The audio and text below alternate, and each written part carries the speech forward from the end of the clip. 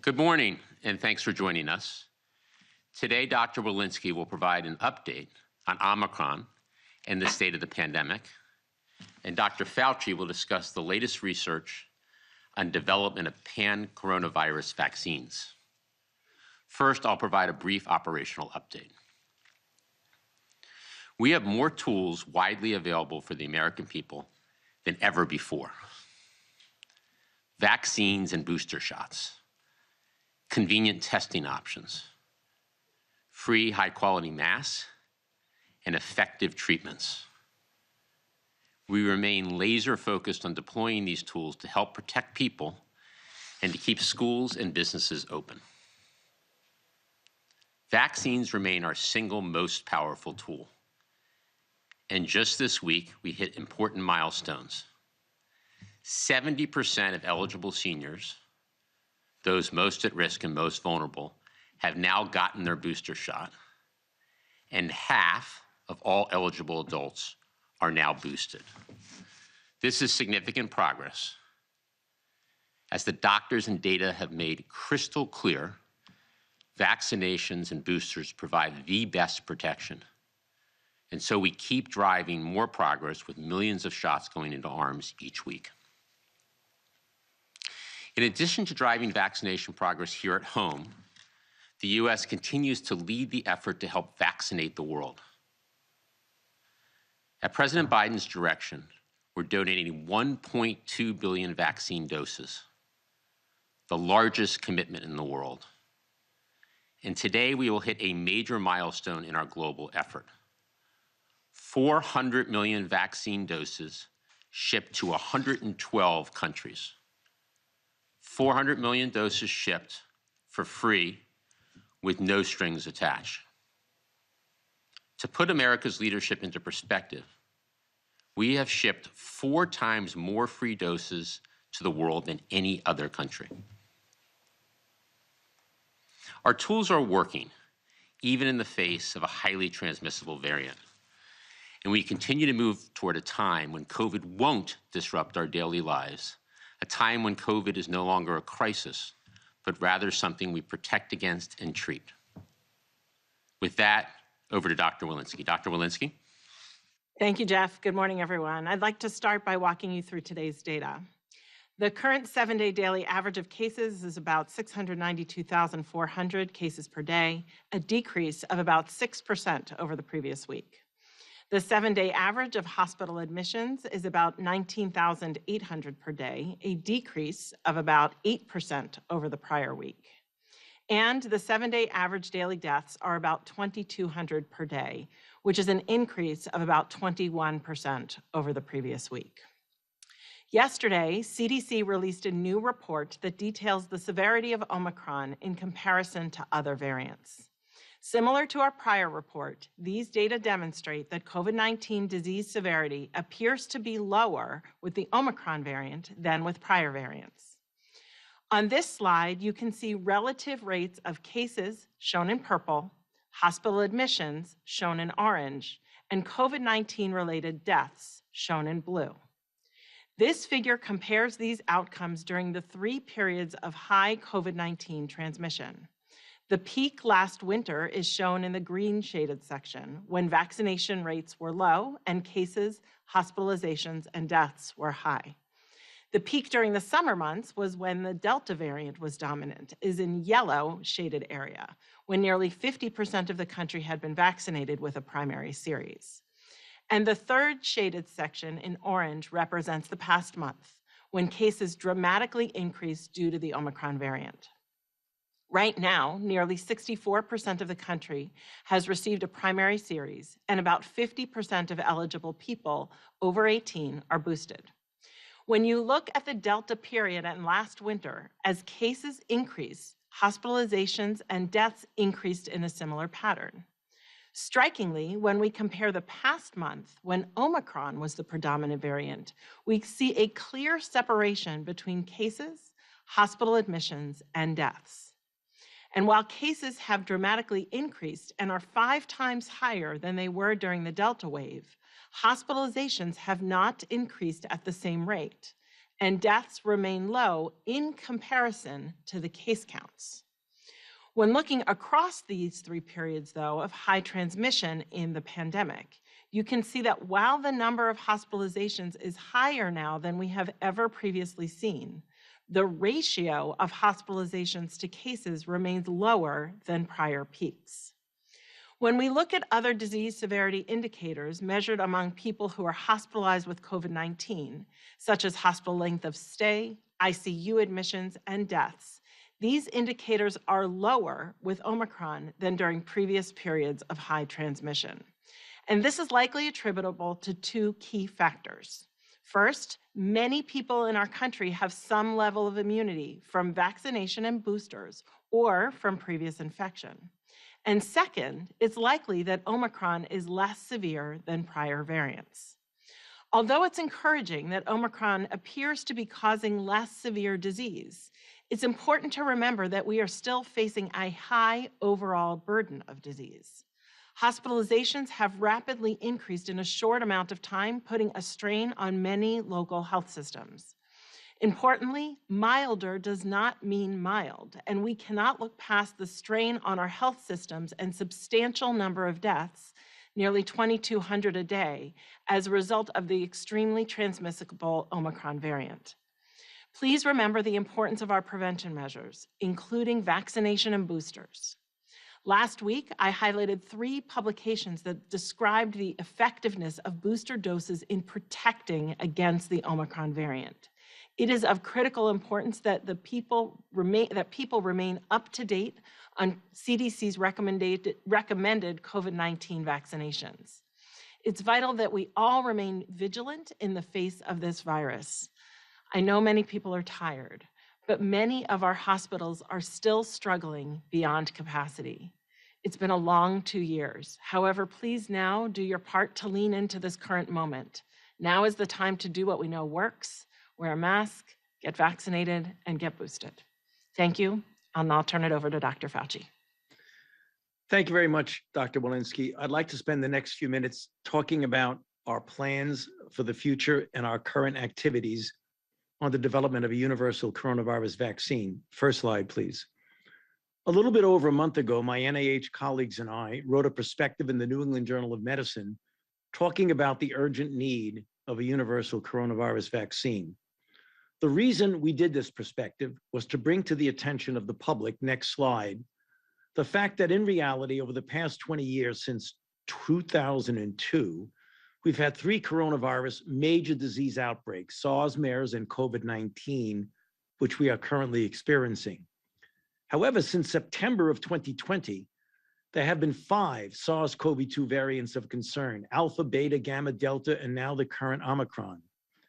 And so obviously, innovative approaches are needed to induce broad and durable protection against coronaviruses that are known and some that are even at this point unknown. Hence the terminology pan-coronavirus vaccine. But I want to explain why this is somewhat of a complicated issue. Next slide. This is what we call a phylogenetic tree of the coronaviruses. If you look in the center of the circle, that's the original source. And like a tree, it has many, many branches. And as you can see, there are many different types of coronaviruses. Those that have affected humans are in red font. If you look at the alpha coronaviruses, the 2 there with yellow, were really part of the 4 common cold coronaviruses that we each get challenged and infected with, usually in the winter months. But if you look among the beta coronaviruses, you see the 3 that have caused pandemic threats and reality. Next slide. So let's put a circle on the SARS-CoV-2 where we are. We've had now 5 different variants: Alpha, Beta, Gamma, Delta, and Omicron, that have impacted us here in the United States.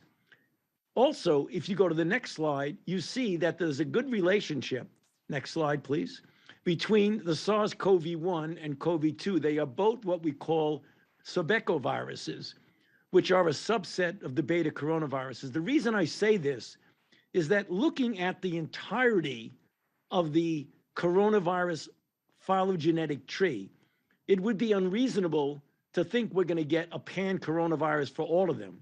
but we can focus in on some of the subsets, particularly the SARS-CoV-2 and the entirety of the sarbecovirus, which includes SARS-CoV-1. Next slide. Having said that, what are we doing? The NIH, particularly NIAID, has invested a little bit more than $3 billion overall on coronavirus research since the pandemic began. A subset of that is coronavirus vaccine research. Thus far, about $1.5 billion, with investments in basic and clinical biomedical research, particularly recent awards of about $43 million to 4 academic institutions to do specific research to develop these types of vaccines, which I just mentioned. But already there have been results from funding that has been gone on over the past couple of years. Next slide. These are just a few of the scientific reports of examples of promising candidates that are at preclinical, namely in a mouse or another small animal, as well as non-human primates, as well as getting ready or already in phase 1 trials. Next slide. These are based on a concept of looking at a vaccine construct. I had said in a previous White House press briefing, when I described the mRNA, that one can look at it as a vaccine platform and a vaccine immunogen. The platform currently now that we talk about a lot is the mRNA or the ad vector, whereas the vaccine immunogen is, for example, that spike protein in its prefusion stabilized form that served the basis for the mRNA and other vaccines. So here's 2 examples of what is going on now. Next slide. For example, a number of groups have used the nanoparticle approach, which is the platform. The immunogen are the different spike protein fragments, which when put in a vaccine would lead to a diverse antibody response, hence covering a broad array of a particular virus. Next slide. Another example is an inactivated whole virus vaccine. We have different versions of the coronaviruses that are delivered by an intranasal mix. And this is important because this will go a long way to protecting against infection and spread of infection. I just give those 2 examples because they're 2 of many that are now currently being produced. Next slide. The final slide is some key points. I don't want anyone to think that pan-coronavirus vaccines are literally around the corner in a month or 2. It's going to take years to develop in an incremental fashion. Some of these are already in phase 1 clinical trials.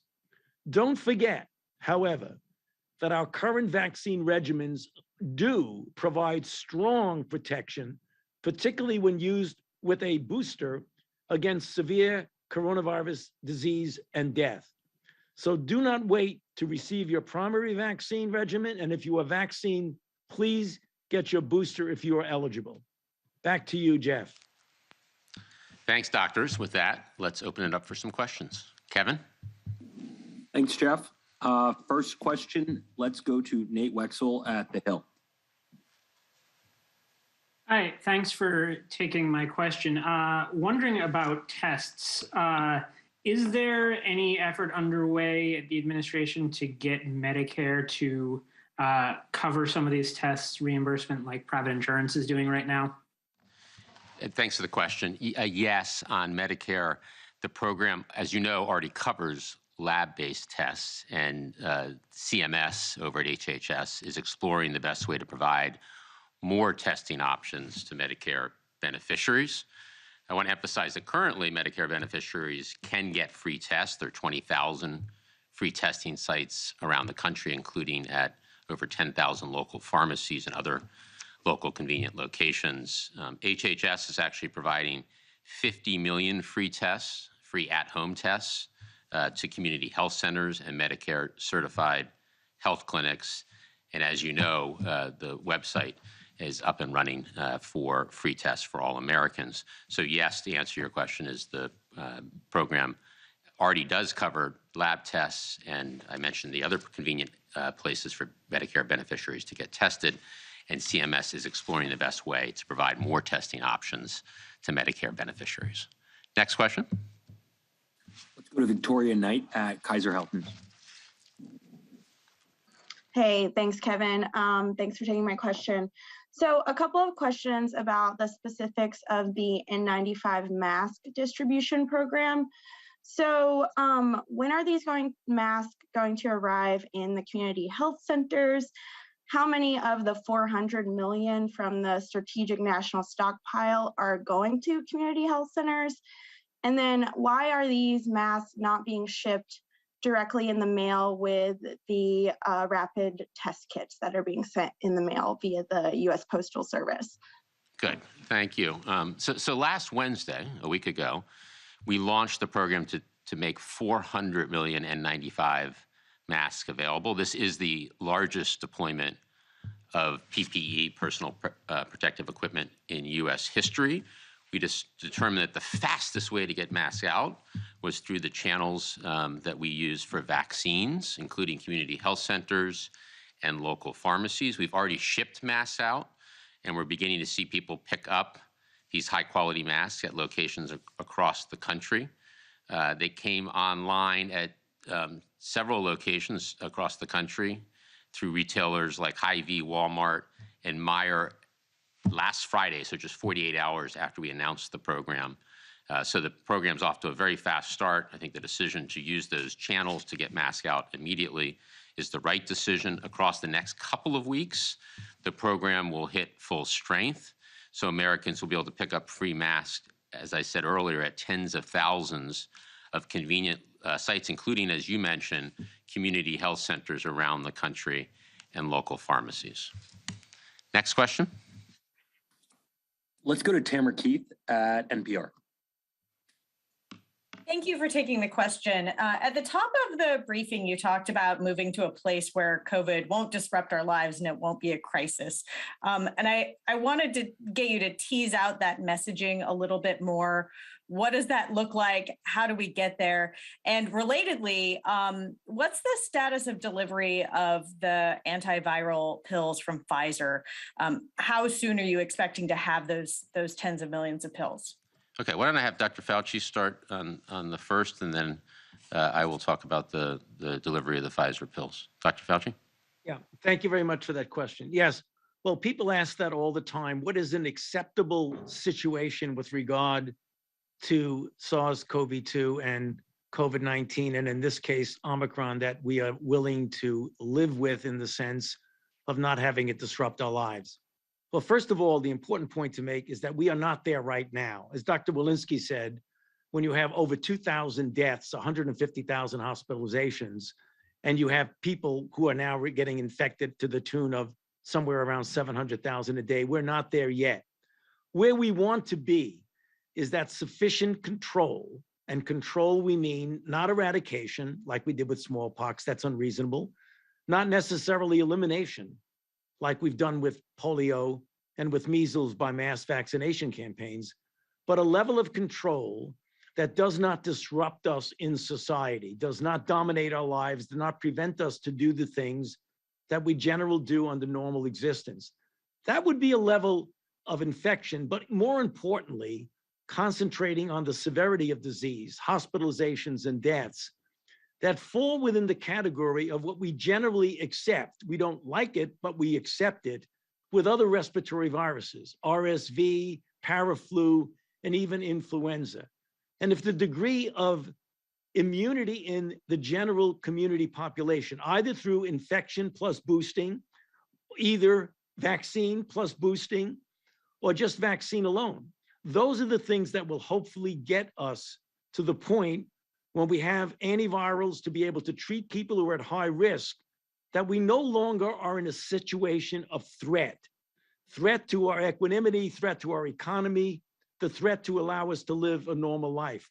We believe we can get there because we have the tools with vaccines, with boosts, with masks, with tests, and with antivirals. That's what we talk about when we get to the point where we can, quote, live with the virus. But as Dr. Walensky emphasized, that is not where we are at this point. So we still have a way to go. So on Pfizer, we've purchased 20 million treatment courses of the Pfizer pill, And we accelerated the delivery of the first 10 million from September to the end of June. We have hundreds of thousands of pills across the first quarter of 2022 per month, and that moves to millions in order to complete the 10 million first half of the 20 million by the end of June. I want to remind everybody that that is one of 5 Pfizer pills, one of 5 effective treatments that we have in our nation's medicine cabinet, and that we have more treatments between the Pfizer pill, the Merck pill, GSK's monoclonal antibody, which is effective against Omicron, AstraZeneca's preventive therapy, and remdesivir. We have more available than we've had at any point in the pandemic, and we're using every tool at our disposal to keep people safe. Next question. All right, let's go to Alex Tin at CBS. Hi, thanks for taking my question. Drs. Walensky and Fauci, can you tell us, how do we know that Johnson & Johnson recipients who are up to date on their vaccines are protected against Omicron severe disease? And do you expect we'll see a change to that regimen for those recipients anytime soon? Thanks. Dr. Fauci? Yeah. Well, I mean, if you look at the data that we're getting on vaccinations and boosters, it is very, very clear. I mean, obviously, we have a lot more data in this country on mRNA vaccines, either the Pfizer or the Moderna, than we do on J&J. But there's no reason to believe, given the parallel protection that we have seen with J&J that is boosted, or the mRNAs that are boosted, as well as the mix and match, which have been done, where you can vaccinate with one platform and boost with the other. We have found very interestingly that it works quite well, that they do boost each other rather well. So in that regard, we feel that the situation that we're seeing with the mRNAs is really quite parallel with the boosted J&J, not the first dose, but the boosted J&J.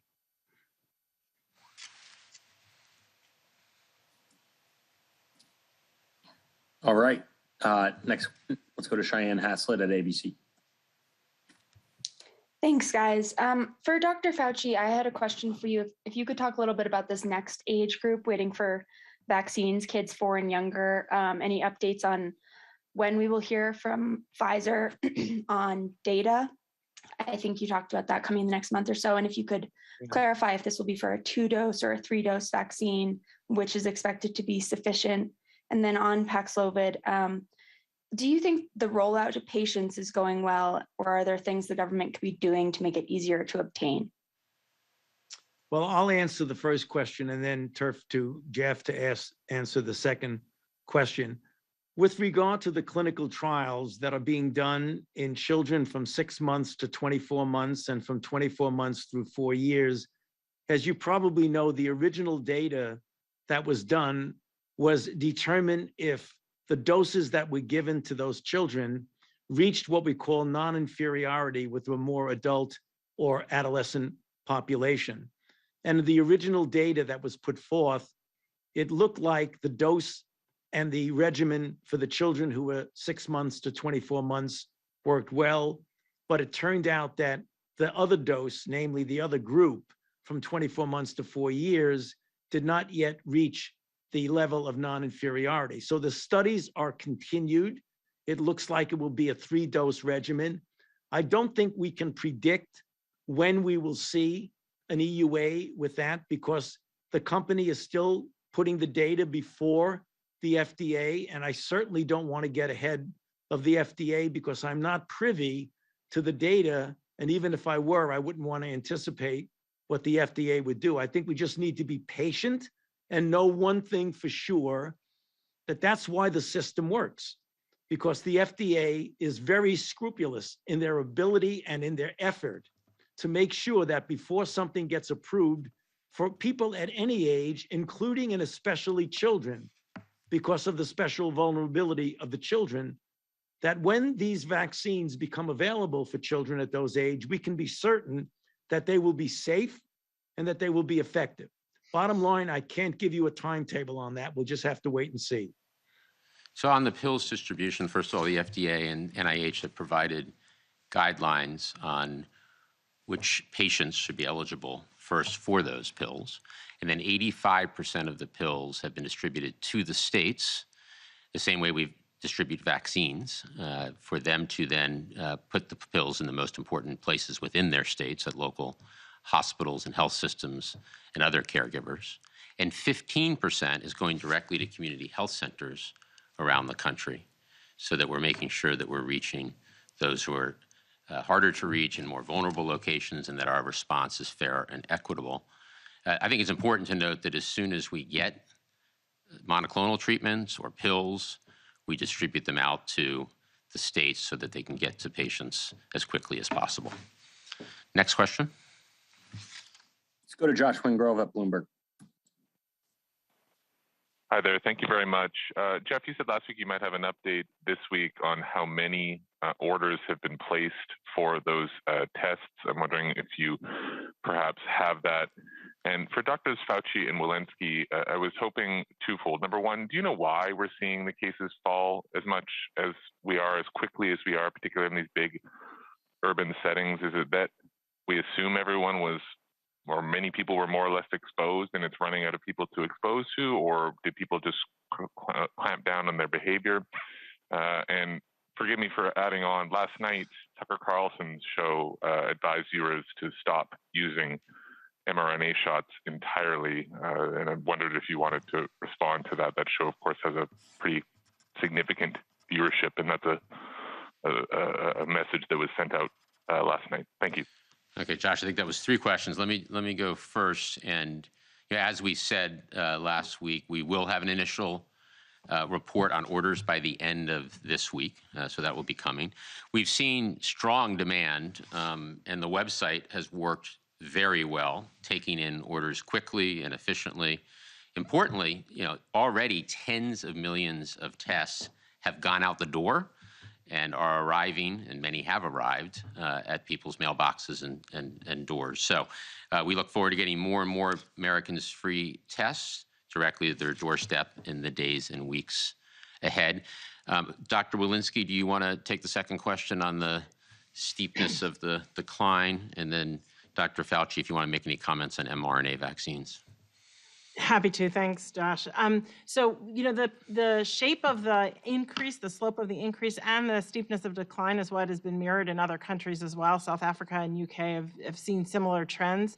I think it's a combination of what you commented on. First, that people are behaving differently in the context of Omicron. Many are, masking up. Many are doing more distancing than they had before while we're in the middle of this surge. I also think that there's a large component of people who are vaccinated, people who are getting boosted, and some who have been previously infected now, many who have been previously infected now, either with Omicron itself or with prior variants where they have some enduring protection. Maybe if I could just comment on the mRNA vaccine and just say last week CDC put out data that demonstrated that if you are boosted, you are 68 times less likely to die than if you are unvaccinated. Our hospitals are full of people who have not been vaccinated, and I would encourage people to go get vaccinated. I'll see if Dr. Fauci has anything to add. Yeah, I think the data speaks for themselves. We make recommendations based on the scientific data and the observations, particularly those that Dr. Walensky has just mentioned. The overwhelming proportion of people in this country who are vaccinated have gotten mRNA vaccinations, either the Moderna or the Pfizer. And if you look at the data, you can't walk away from the facts. And the facts are stunningly obvious when you look at the hospitalization and deaths among unvaccinated versus vaccinated and boosted. So there really isn't much to say about that, except that the facts speak for themselves. Kevin, next question. Let's go to David Lim at Politico. Hi, thanks for taking my question. Senators Patty Murray and Richard Burr yesterday released draft legislation calling for the CDC director job to be subject to Senate confirmation. Does the Biden administration support this proposal? And Director Walensky, do you believe that this will strengthen accountability during future public health responses, or do you think that the idea has downsides? Let me take this first. So first of all, I want to say we look forward to reviewing the bill and appreciate the senators' focus on pandemic preparedness and making sure that we never ever face a pandemic of this magnitude again. I think that we'll leave it to Congress to sort through the CDC director status of confirmation. And overall, we look forward to engaging with the Senate as the bill comes together. I don't know, Dr. Walensky, you have anything to add there? No, I don't have much to add. I just will echo the gratitude and say right now my focus is on, we'll certainly review the bill, but also focusing on, the pandemic that we have on our hands right now. Kevin? All right. Last question. Let's go to Zeke Miller. Thanks again for doing this. I just want to follow up on Dr. Fauci's comments in response to Tam's question regarding living with COVID. Is it your sense, doctors, that this is the last disruptive surge of COVID-19, given all of the tools, vaccines, boosters, antibodies, and the like? Is there a light at the end of the tunnel that you see now? And what metrics are you looking for to start, giving people hope to, book travel and, take off masks and return to normal lives and normalcy? Dr. Fauci?